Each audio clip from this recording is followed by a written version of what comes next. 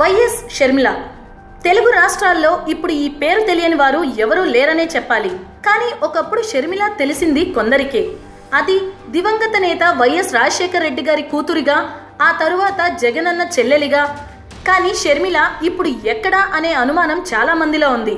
తన అన్న జగన్ అక్రమ ఆస్తుల కేసులో అరెస్ట్ అయ్యి జైల్లో ఉన్నప్పుడు ఇంకా వైసీపీ పార్టీ పనైపోయింది అని అన్ని రాజకీయ పార్టీల నేతలే కాకుండా కొన్ని వర్గాల ప్రజలు, చివరికి వైసీపీలోనే ఉన్న నాయకులు భావించారు.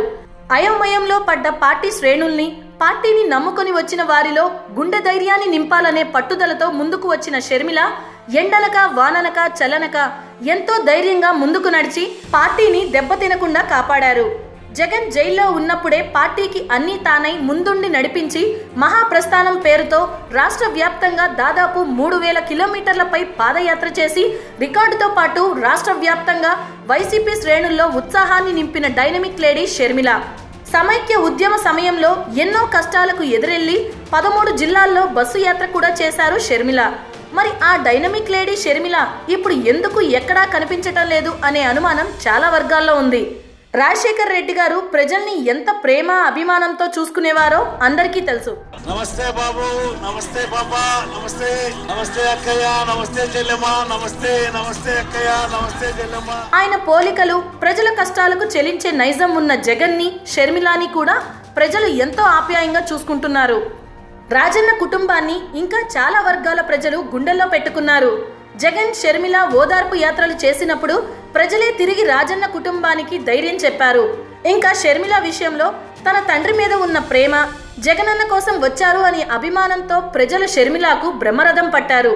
మీ రాజన్న కూతుర్ని, జగనన్న చెల్లెల్ని, నా పేరు షర్మిల, నేను జగనన్న వదిలిన బాణాన్ని అని షర్మిల అనేక ప్రచార సభల్లో, ఓదార్పు యాత్రల్లో చెప్పిన విషయం మనందరికీ తెలిసిందే.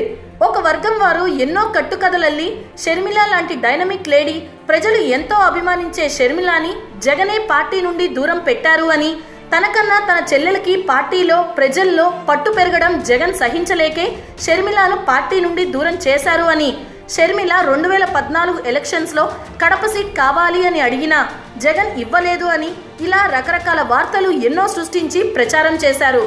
దానికి తోడు ఒకసారి వైఎస్ఆర్ వర్ధంతికి షర్మిల, జగన్లు వేరువేరుగా ఇడుపులపాయలో నివాళి అర్పించడం అప్పట్లో ఎంతో చర్చనీయాంశమైంది. అన్నా చెల్లెళ్ల మధ్య దూరం పెరిగింది అని, ఇంకా విడిపోయినట్టే అని ఎల్లో మీడియా అంతా కోడై కూసింది. కానీ ఎందరికో తెలియని ఆసక్తికరమైన విషయాలేంటంటే జగన్కి, షర్మిలకి మధ్య ఎలాంటి విభేదాలు, మనస్పర్ధలు లేవు. జగన్ షర్మిలాని తన పెద్ద కూతురుగా చూసుకుంటుంటారట.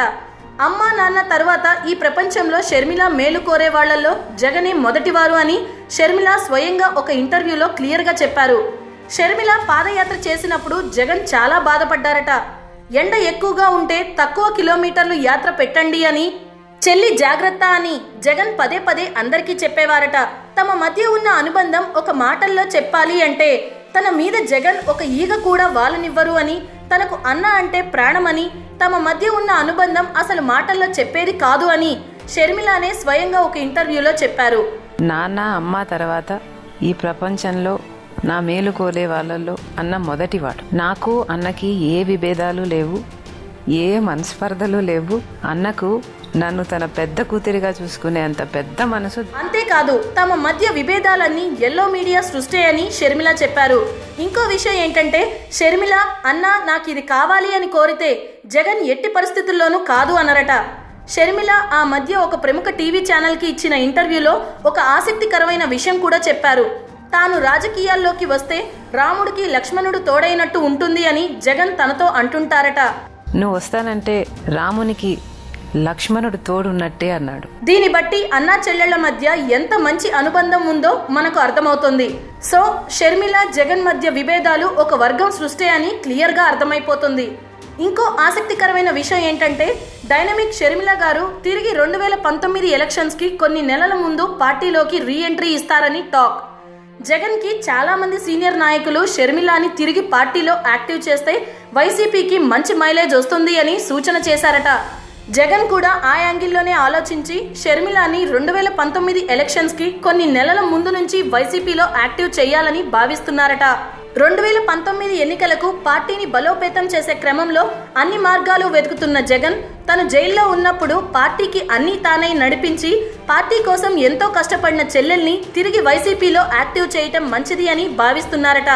అదీ కాక జగన్ జైల్లో ఉన్నప్పుడే షర్మిల ఉప ఎన్నికల్లో ప్రచారం చేసి భారీ మెజారిటీ సాధించి పెట్టారు. 2019 ఎలక్షన్స్లో షర్మిలను కడప నుండి ఎంపీగా పోటీకి దించాలని వైసీపీ నాయకులతో పాటు జగన్ కూడా భావిస్తున్నారట. అంతేకాకుండా 2019 ఎలక్షన్స్లో షర్మిలతో వివిధ జిల్లాల్లో ప్రచారం చేయించాలి అని కూడా ప్లాన్ చేస్తున్నారట. దీన్ని బట్టి అందరూ క్లియర్గా అర్థం చేసుకోవాల్సింది ఒకటే, జగన్ షర్మిల ఎప్పటికీ ఒకటే.